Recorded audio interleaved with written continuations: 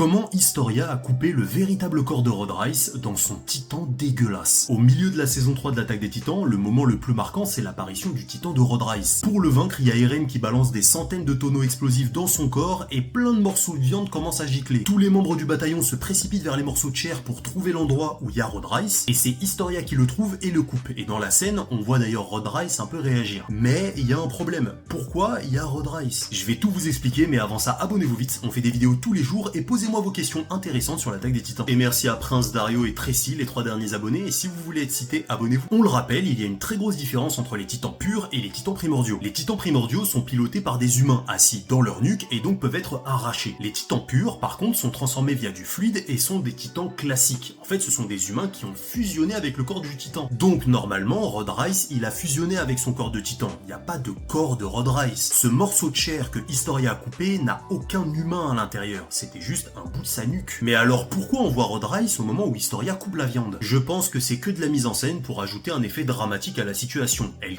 coupe son père. Mais ça soulève une théorie intéressante. Lorsqu'un humain est transformé en titan pur via du fluide, est-ce qu'il fusionne directement avec ce titan ou est-ce qu'il y a un petit moment où il est encore à l'intérieur?